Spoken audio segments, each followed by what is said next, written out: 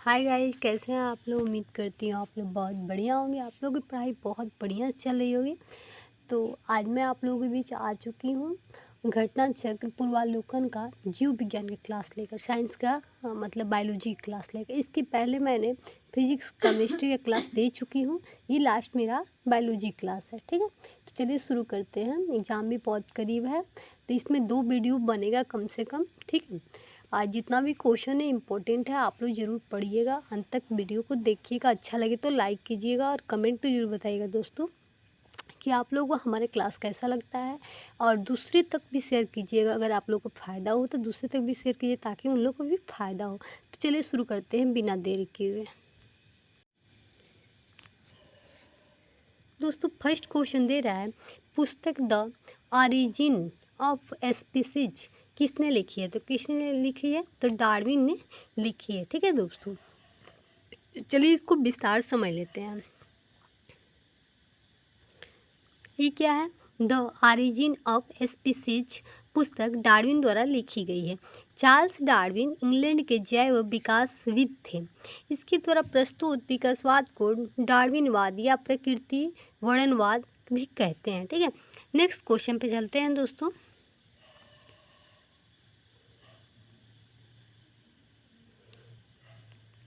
अब आ रहा 2 number question, मानव तंत्र में इंसुलिन किसका चयापचय मेटाबॉलिज्म नियंत्रित करता है। तो किसका करता है, तो कार्बोहाइड्रेट का करता है दोस्तों, ठीक है। चलना इसको विस्तार समझ लेते हैं, उसके बाद चलेंगे नेक्स्ट क्वेश्चन पे।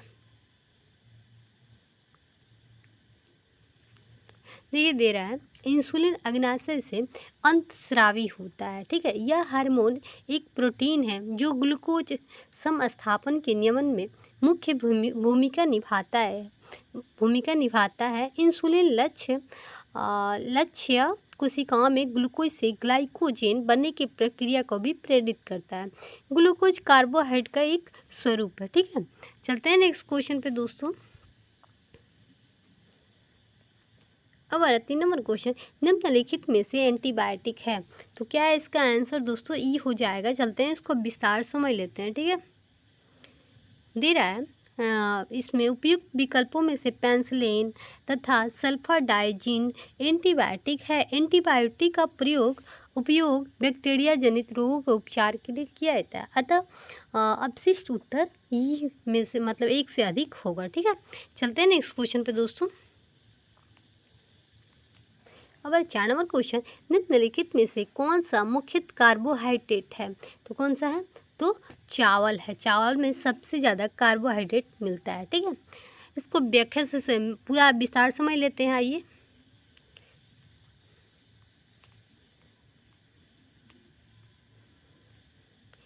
दिया है कि उपयुक्त विकल्पों में चावल कार्बोहाइड्रेट का मुख्य स्रोत है, ठीक है। 100 ग्राम पके हुए चावल में लगभग 25.5 ग्राम कार्बोहाइड्रेट की मात्रा होती है। वास्तव में चावल में 90% कैलोरी कार्बोहाइड्रेट से आती है। चावल साधारणतः खाद्य पदार्थों की तुलना से अधिक विटामिन, खनिज, फाइबर प्रदान करता है, ठीक है दोस्तों। चलते हैं नेक्स्ट क्वेश्चन पे। अब है कि कीट संवर्धन क्या है। तो क्या है, तो इसका आंसर दोस्तों ये हो जाएगा, कीटों की वृद्धि करने का विज्ञान को हम लोग कीट संवर्धन कहते हैं, ठीक है। इसका आंसर दोस्तों ये हो जाएगा। इसको व्याख्या समझ लेते हैं क्या कह रहा है। तो कह रहे हैं कीट संवर्धन कीटों की वृद्धि करने का विज्ञान है। केचुआ कृषकों का मित्र और भूमि के आंत भी कहा जाता है, ठीक है। केचुआ खाद या वर्मी कंपोस्ट पोषक पदार्थों से भरपूर एक उत्तम जैव उर्वरक है, ठीक है। चलते हैं नेक्स्ट क्वेश्चन पे दोस्तों। अब 6 नंबर क्वेश्चन, जेनेटिक्स निम्न में किसका अध्ययन है। तो किसका अध्ययन है, तो अनुवांशिक और विचरण का अध्ययन है दोस्तों। इसका आंसर डी हो जाएगा। चलते हैं नेक्स्ट क्वेश्चन पे। देखिए विस्तार समझ लेते हैं। जेनेटिक्स जीव विज्ञान की वह शाखा जिसके अंतर्गत जीवधारियों में जीनों और अनुवांशिकता और विचरण का अध्ययन किया जाता है, ठीक है। चलते हैं नेक्स्ट क्वेश्चन पे दोस्तों।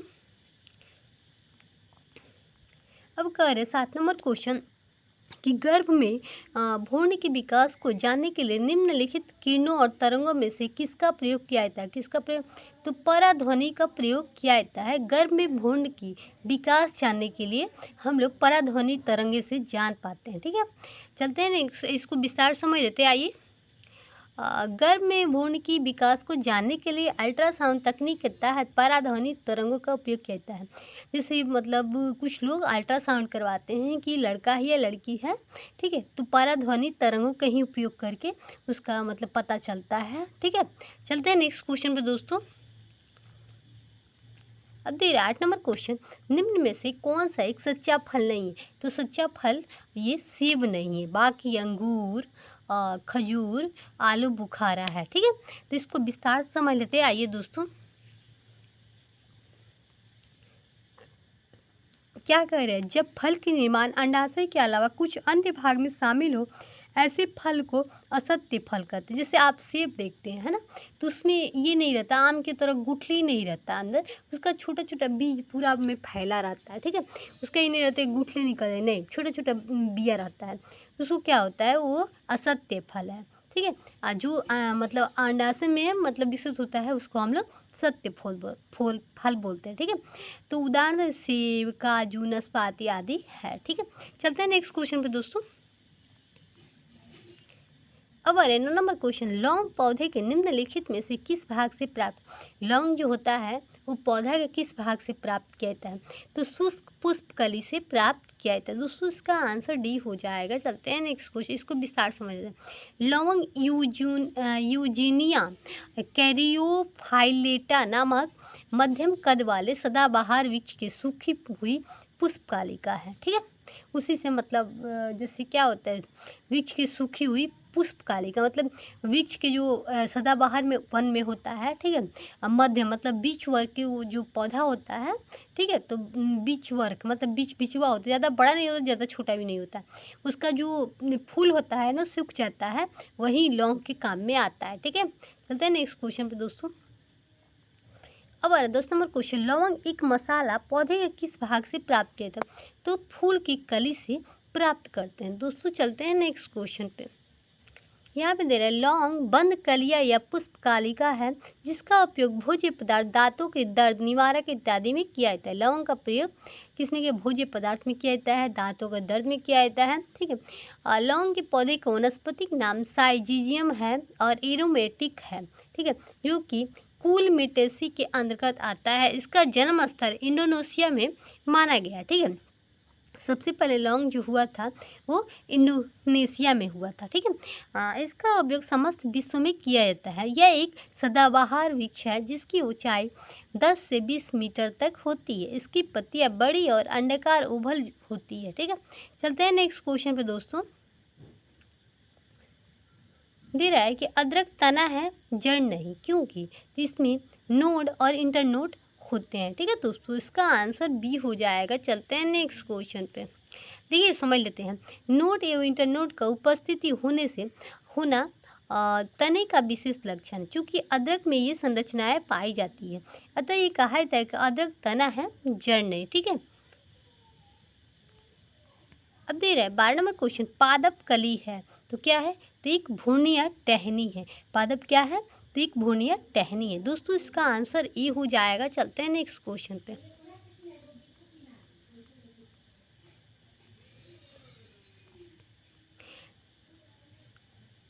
यहाँ आ रहा है, वनस्पति विज्ञान में किसी भी अविकसित प्रो की कली या कालिका कहते हैं, और कलिका कहते हैं, या किसी पत्ती के कक्ष पर या तने के अंतिम छोर पे उत्पन्न होते हैं। ठीक है, चलते हैं नेक्स्ट क्वेश्चन पे दोस्तों।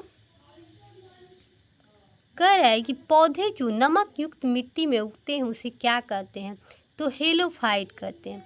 जो पौधा नमक युक्त मिट्टी में पौधा, जहाँ पे समुद्र होता है, मान लो समुद्री जगह है जहाँ से नमक नहीं गया, वहाँ पे अगर जो पौधा उग जाए उसे हम लोग क्या कहते हैं? तो हेलोफाइटा कहते हैं। दोस्तों इसका आंसर सी हो जाएगा। ठीक है, इसको आइए विस्तार समझ। लवण मिद्रोभित उन पादपों कहते हैं जो उच्च लवणता युक्त जल में पैदा होते हैं। ठीक है दोस्तों, 14 नंबर क्वेश्चन आ रहा है इसके बाद वाला क्वेश्चन कि इलेक्ट्रोएन्सेफेलोग्राम निम्न में से किसकी निगरानी के लिए किया जाता है, उपयोग किया जाता है? ईईजी का प्रयोग, एक ईसीजी आता है और एक आता है ईईजी। तो ईसीजी होता है, इलेक्ट्रोकार्डियोग्राफ आता है, जो कि मतलब हृदय मापने का काम करता है, ठीक है। ये जो होता है जैसे ब्लड प्रेशर हाई हो गया, लो हो गया, तो उसमें मापने काम आता है इलेक्ट्रोकार्डियोग्राम। लेकिन ये जो होता है ईईजी, इसका उपयोग मस्तिष्क के लिए किया जाता है। दोस्तों इसका आंसर डी हो जाएगा। चलते हैं नेक्स्ट क्वेश्चन पे।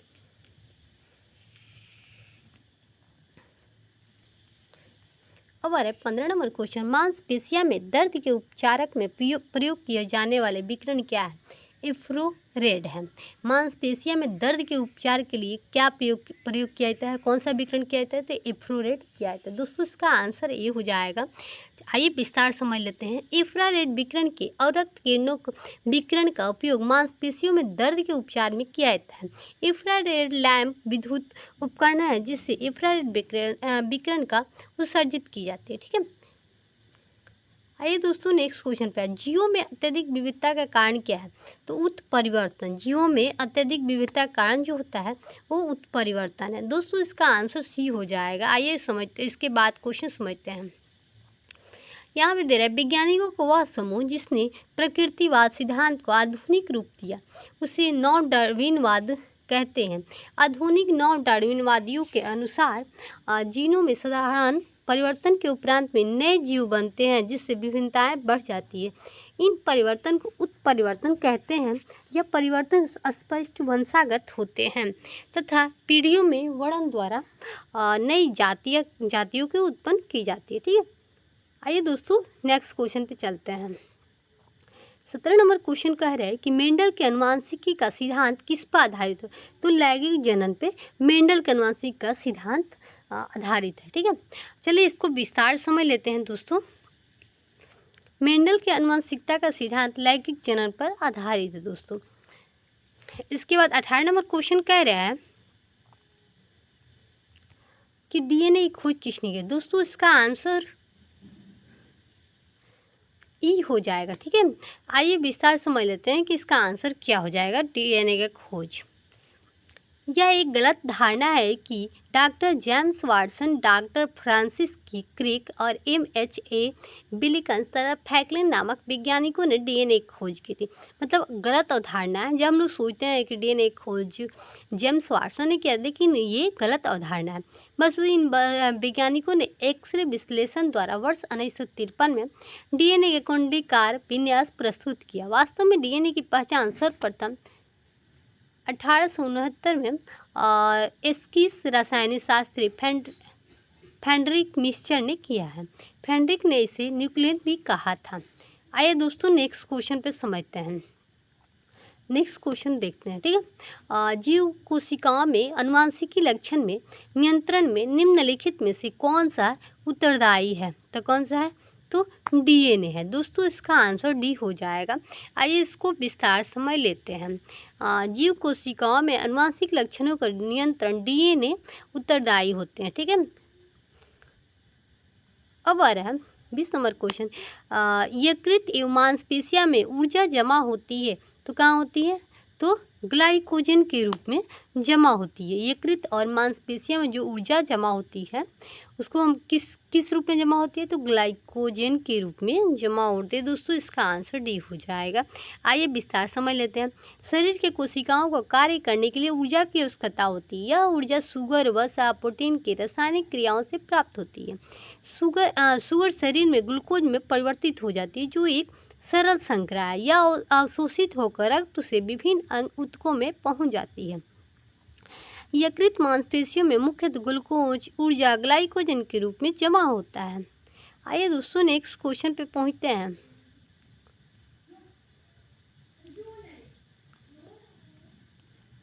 अब 21 नंबर क्वेश्चन। मानव शरीर में होता है, क्या होता है? 70% पानी होता है। दोस्तों इसका आंसर ए हो जाएगा। आइए इसको विस्तार से समझ लें। हमारे शरीर में अधिकतम भाग जल से बना है। मानव शरीर में जल की मात्रा 2/3 लगभग 70% तक पाई जाती है, ठीक है। 22 नंबर क्वेश्चन आ रहा है, विटामिन जो रक्त के थक्के बनाने में प्रभावित होता है वो क्या है? कौन सा विटामिन है जो रक्त को थका? विटामिन के जो होता है वो रक्त को थक्का बनाता है। ठीक है, इसको विस्तार से समझते हैं। विटामिन के की कमी से शरीर में खून का थक्का धीरे धीरे बनने की बीमारी होती है। इस विटामिन को रुधिर स्राव रोधी पदार्थ भी कहते हैं। इसकी कमी से होने वाले व्यक्ति का ऑपरेशन आसानी से नहीं किया जा सकता है क्योंकि अधिक रुधिर बह जाने का डर बना रहता है। ठीक है, अगर आपके शरीर में ब्लड नहीं है तो आपका ऑपरेशन डॉक्टर नहीं कर पाएगा क्योंकि ज़्यादा ब्लड, ऑपरेशन जब भी होता है तो ज़्यादा ब्लड निकलता है तो उसमें आदमी की मौत भी हो सकती है, इसलिए डॉक्टर नहीं करता है। ठीक है, मना कर देता है। आइए नेक्स्ट क्वेश्चन को समझते हैं। अब 23 नंबर क्वेश्चन, निम्नलिखित में से कौन सा विटामिन प्रति स्कंद विषों के प्रति विष प्रतिकारक के रूप में किया जाता है? तो विटामिन के। दोस्तों इसका आंसर डी हो जाएगा। आइए इसको व्याख्या समझ लेते हैं। प्रति स्कंद विषों के प्रति विष प्रतिकारक के रूप में विटामिन के का प्रयोग किया जाता है। इस विटामिन को रुधिर स्रावी रोधी पदार्थ भी कहते हैं। इसकी कमी वाले व्यक्ति को ऑपरेशन आसानी से नहीं किया जा सकता है क्योंकि अधिक रुधिर बह जाने का डर बना रहता है। अब 24वां, निम्नलिखित में से किस विटामिन को अग्रोकैल्सीफेरॉल कहते हैं? किसको कहते हैं?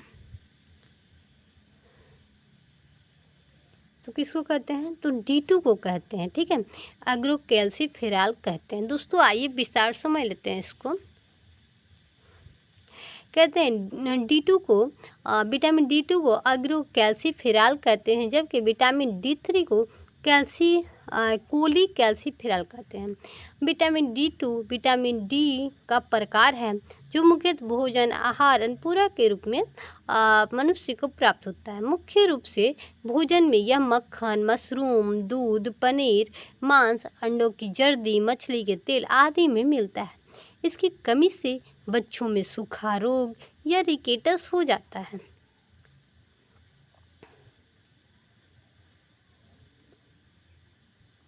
अब आ रहा है 25 नंबर क्वेश्चन, मानव शरीर में विटामिन ए कहाँ भंडारित? तो लिवर में होता है। ठीक है दोस्तों, इसका आंसर ए हो जाएगा। ये नेक्स्ट क्वेश्चन पे समझते हैं, इसको समझ लेते हैं विस्तार से। क्या करें, मानव शरीर में यकृत में विटामिन ए की काफ़ी मात्रा संचित रहती है। विटामिन ए का रासायनिक नाम रेटिनल है, जिसकी कमी से शरीर में रतौंधी होता है। इस विटामिन को संक्रमण रोधी विटामिन भी कहते हैं, जिसका प्रमुख स्रोत दूध, मक्खन, अंडा, मछली का तेल, गाजर इत्यादि है। अब कह रहा है 26 नंबर क्वेश्चन कि निम्नलिखित में से कौन सा युग्म सही सुमेलित है? तो टोकोफेरॉल बेरी सही नहीं है, बाकी सब सही है दोस्तों। ठीक है, आइए नेक्स्ट क्वेश्चन पे समझते हैं।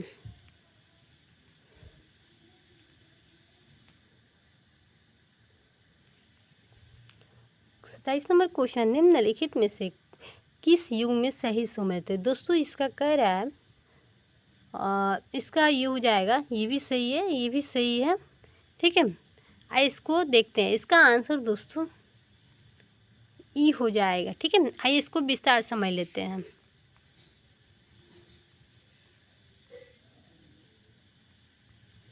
कह रहे हैं कि सूर्य के प्रकाश और कांड युक्त तेल विटामिन डी के समृद्ध स्रोत है। गेहूं अंकुर तेल विटामिन ई का प्रमुख स्रोत है, जबकि अल्फाफा से विटामिन की प्रचुर मात्रा मिलता है। इधापी संतरा विटामिन सी का प्रमुख स्रोत, इधापी इसमें विटामिन B1 बहुत कम मात्रा में प्राप्त, इसलिए विकल्प ई होगा। ठीक है, कह रहे 28 नंबर क्वेश्चन, जिस विटामिन में कोबाल्ट होता है वो क्या होता है? B12 होता है। दोस्तों इसका आंसर डी हो जाएगा। ठीक है, आइए इसको विस्तार समझते। कोबाल्ट एक खनिज लवण है जो कि विटामिन 12 साइनोकोबालिन का महत्वपूर्ण घटक है। विटामिन B12 वृद्धि के लिए आवश्यक है तथा इसकी कमी से तंत्रिकाई की गड़बड़ हो जाती है। विटामिन B12 के महत्वपूर्ण स्रोत मांस, मछली, यकृत, दूध, पनीर इत्यादि है। आंत के जीवाणु भी इसका संश्लेषण है। ठीक है, इसके बाद दोस्तों क्वेश्चन है, एक स्वस्थ वयस्क मनुष्य में रक्त का कुल माप कितना होता है? तो एक स्वस्थ मनुष्य में रक्त कितना लीटर होता है? तो 5 से 6 लीटर होता है दोस्तों। ठीक है, इसका आंसर ए हो जाएगा। आइए विस्तार समझ लेते हैं। रक्त एक तरल संयोजी ऊतक है। यह रक्त वाहिनियों के अंदर विभिन्न अंगों में नियमित रूप से गतिशील रहता है। मनुष्य के शरीर में रक्त की मात्रा शरीर की भार का लगभग 7 से 8 होती है। अतः 70 किलोग्राम भार वाले स्वस्थ मनुष्य के शरीर में लगभग 5 से 6 लीटर रक्त होता है, जो उसके संपूर्ण शरीर का भार का 1/13 होता है।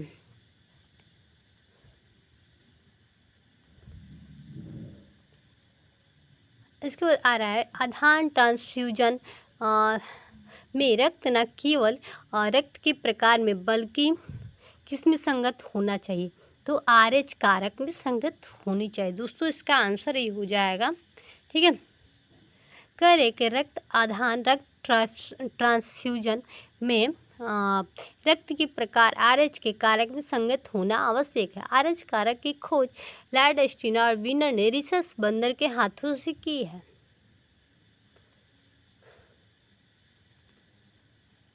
अब कह रहे हैं इनमें से रक्तदाब के मापक यंत्र क्या होता है? स्फेनोमीटर होता है दोस्तों। इसका आंसर सी हो जाएगा। ठीक है, चलिए इसको विस्तार से समझ लेते हैं। मनुष्य के औसत रक्तचाप 120 और 80 होता है। धमनियों में रक्तदाब की 2 अवस्था होती है। पहले को प्रकुंचन दाब, दूसरे को प्रसारण दाब कहते हैं। सामान्य तौर पर प्रकुंचन दाब 120 मिली और एजी तथा प्रसारण दाब में 80 मिली एजी होता है। रक्तचाप को डॉक्टर का स्फेनोमीटर यंत्र द्वारा मापता है। 32 नंबर क्वेश्चन है, विक से प्रति मिनट औसत रक्त प्रवाह होता है? तो 1200 प्रवाह होता है दोस्तों। इसका आंसर बी हो जाएगा। आइए इस नेक्स्ट क्वेश्चन पे पहुंचते हैं। क्या कह रहे हैं कि विक समझते हैं आप लोग क्या होता है? किडनी होता है। मानव शरीर के एक महत्वपूर्ण अंग है जिसका मुख्य कार्य है कि रक्त को शुद्धि के साथ रक्त शरीर से विषाक्त पदार्थों को मूत्र के माध्यम से बाहर निकाला। मानव विक प्रतिदिन लगभग 1500 लीटर रक्त की शुद्धि करता है। लगभग 1.5 लीटर मूत्र में तब्दील करता है। विक से प्रति मिनट 1200 सीसी रक्त प्रवाहित होता है। ठीक है दोस्तों। अब आ रहा है 33 नंबर क्वेश्चन, इंसुलिन है क्या है? तो प्रोटीन है। इंसुलिन जो है वो क्या है? प्रोटीन है दोस्तों। आइए इसको व्याख्या समझ लेते हैं। इंसुलिन प्रक्रियाज अर्थात अग्नाशय के अंतस्रावी भाग लैंगहैस दीपिकाओं को बीटा कोशिकाओं में स्रावित होने वाले एक जंतु हार्मोन है। रासायनिक संरचना की दृष्टि से यह एक सूक्ष्म पेप्टाइड है जिसकी रचना 51 अमीनो अम्ल से होती है। ये शरीर में ग्लूकोज की उपापचय को नियंत्रित करता है दोस्तों। ठीक है, अब आ रहा है 34 नंबर क्वेश्चन, निम्नलिखित में से कौन सा हार्मोन है? तो इंसुलिन जो है वो हार्मोन है दोस्तों। इसका आंसर सी हो जाएगा। अब आ रहा है 35 नंबर क्वेश्चन, महिला सेक्स हार्मोन है तो क्या है? तो एंड्रोजन है दोस्तों। ठीक है, इसका आंसर ए हो जाएगा। आइए नेक्स्ट क्वेश्चन पे चलते हैं।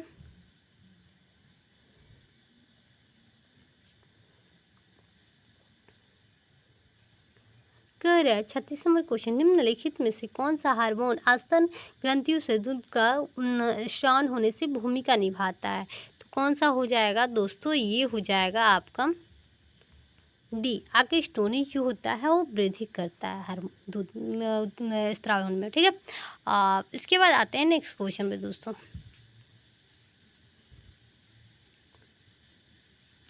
अब आ रहा 37 नंबर क्वेश्चन, निम्नलिखित में से किस हार्मोन में आयोडीन मिली होती है? तो किस हार्मोन में आयोडीन मिली? थायरॉक्सिन में आयोडीन मिली होती है दोस्तों। ठीक है, इसका आंसर सी हो जाएगा। आइए विस्तार समझ लेते हैं। थायरॉक्सिन हार्मोन में आयोडीन मिली रहती है। थायरॉक्सिन का स्राव थायराइड ग्रंथि द्वारा होता है। थायराइड ग्रंथि से थायरॉक्सिन हार्मोन स्रावित करने के लिए उत्तेजित करने वाला अंतस्रावी हार्मोन और थायरोटॉक्सिन है जिसका स्रावन अग्र पिट्यूटरी और थायरॉइड कोशिकाएं करती है। शरीर में आयोडीन की कमी से घींघा रोग हो जाता है। ठीक है, अब आ रहा है पीयूष पिट्यूटरी ग्रंथि स्थित है तो कहाँ स्थित होता है दोस्तों?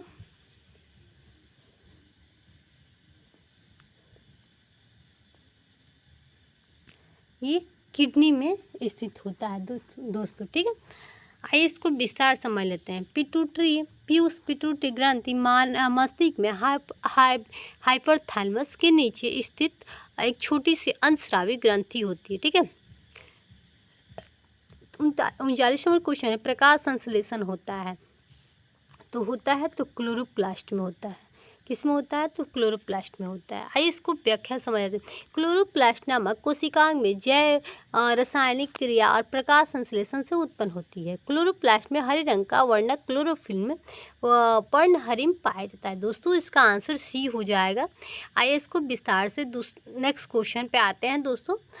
प्रकाश संश्लेषण के उत्पाद होता है तो क्या होता है? O2 होता है, ठीक है दोस्तों। इसका आंसर बी हो जाएगा। आइए इसको विस्तार समझ लेते हैं।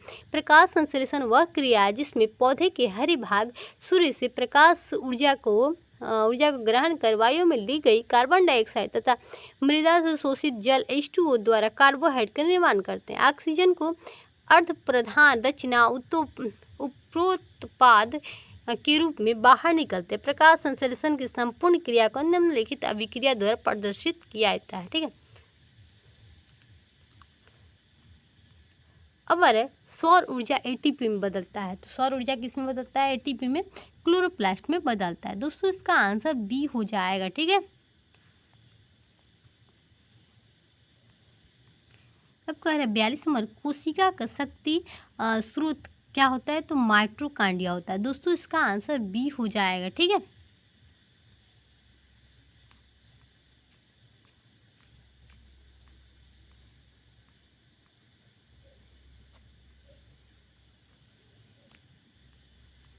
अब कह रहे हैं भ्रूण किससे मिलता है? तो किससे मिलता है? तो बीज से मिलता है। दोस्तों इसका आंसर सी हो जाएगा। आइए इसको विस्तार। पौधों में भ्रूण बीज से मिलता है। अंकुरण प्रक्रिया के फलस्वरूप भ्रूण बीज से बाहर आता है, ठीक है। कह रहा है 44 नंबर क्वेश्चन, निम्नलिखित में से कौन सा प्रतिजैविक अवस्थी है? तो दोस्तों इसका आंसर ई हो जाएगा। आइए इसको विस्तार समझ लेते हैं। रेम्फोनिकाल एक प्रतिजैविक अवस्थी है जिसका उपयोग बैक्टीरिया इन्फेक्शन के उपचार में किया जाता है। सल्फागुनी अनुडीन एक प्रकार का सल्फोनाइड प्रतिजैविक है जो जीवाणु रोधी एजेंट के रूप में कार्य करते हैं। इस प्रकार प्रश्न के लिए एक से अधिक विकल्प है। टाइफाइड तथा कलरा विशिष्ट उदाहरण है। कौन सी का है? तो जलजन्य रोगों का है, ठीक है। टाइफाइड या कलरा जो होता है वो प्रदूषित जल पीने से होता है। इसके अलावा हैजा हो गया, पीलिया हो गया, ये सब क्या होता है? कह रहा है कि टाइफाइड तथा कलरा जलजन्य रोगों का उदाहरण है। टाइफाइड रोग का कारण सल्मोनेला टाइप तथा कलरा के कारण बिम्बियो कालरी नामक जीवाणु से होता है। पीने के जल के उचित उपचार द्वारा इसे फैलने से रोका जा सकता है, ठीक है दोस्तों। आइए नेक्स्ट क्वेश्चन पे आते हैं। कह रहा है कि मानव में एफ्लाटॉक्सिन खाद्य विषाक्त द्वारा सामान्य कौन सा अंग प्रभावित होता है? दोस्तों अगर मानव खाद्य विषाक्त पदार्थ खाए तो मान लो रोज़ खाता है, बासी रोटी हो गया है ना, तो ये सब खाता है तो कौन सा अंग ज़्यादा प्रभावित? यकृत, लीवर जो है वो ज़्यादा प्रभावित होता है। या हम लोग तेल वसा ये सब खाएंगे तो हम लोग का लीवर पे ज़्यादा प्रभाव पड़ेगा। दोस्तों इसका आंसर डी हो जाएगा। चलते हैं इसको विस्तार समझ लेते हैं, आइए, ठीक है। कह रहा है कि यकृत यानी लीवर एक मुख्य पाचक ग्रंथि है जो खाद्य विषाक्त द्वारा प्रभावित हो जाती है और एफ्लाटॉक्सिन नामक जहरीला पदार्थ कुछ कवक जैसे एस्परजिलस और पेनिसिलियस की कुछ प्रजाति उत्पन्न कर भोजन को विषाक्त कर देती है, ठीक है। आइए नेक्स्ट क्वेश्चन पे समझते हैं दोस्तों। कह रहा है 47 नंबर क्वेश्चन, मनुष्य के शरीर में किस अंग में लिम्फोसाइट का निर्माण होता है? तो किस अंग में होता है? दोस्तों इसका आंसर ये हो जाए। ये विस्तार से समझ लेते हैं दोस्तों इसका आंसर क्या होगा, ठीक है। मनुष्य के शरीर में तिल्ली या प्लीहा, थाइमस ग्रंथि, अस्थि मज्जा आदि लिम्फोसाइट का निर्माण होता है। लिम्फोसाइट एक प्रकार की श्वेत रक्त कोशिकाएं होती है जो गश्ती सेना के भांति समस्त शरीर में घूमती रहती है तथा सुरक्षा तंत्र के सारे भागों के सामंजस्य स्थापित करती है। आइए दोस्तों नेक्स्ट क्वेश्चन पे 48 नंबर है, ओकोजिन संबंधित है तो किससे है, तो कर्क रोग से संबंधित है ओकोजिन्स रोग। ठीक है, इसका आंसर दोस्तों सी हो जाएगा। इसको विस्तार समझ, ओकोजिनिक्स असामान्य जीन है जो कैंसर के लिए उत्तरदायी होते हैं। सर्वप्रथम इसकी पहचान एसआरसी के रूप में की गई है। 1970 में खोजा गया घटक मुर्गियों में कैंसर वायरस का घटक है जिसे रासुकोमा वायरस नाम दिया गया है। ठीक है, आइए नेक्स्ट क्वेश्चन पे यहाँ पे दे रहा है 49 नंबर क्वेश्चन, रक्त कैंसर की रोकथाम के प्रयोग की जाने वाली रेडियो समस्थानिक है तो क्या है दोस्तों, इसका आंसर ई हो जाएगा। ये विस्तार समझ लेते हैं। रेडियो फास्फोरस P32 तथा कोबाल्ट 60 का उपयोग ल्यूकेमिया एक प्रकार के रक्त कैंसर में किया जाता है। ठीक है, अब आ रहा है तीव्रता और प्रयोगता के आधार पर निम्नलिखित में से कौन सा कर्क रोग उत्पन्न कर सकता है तथा इसका उपचार किया जा सकता है।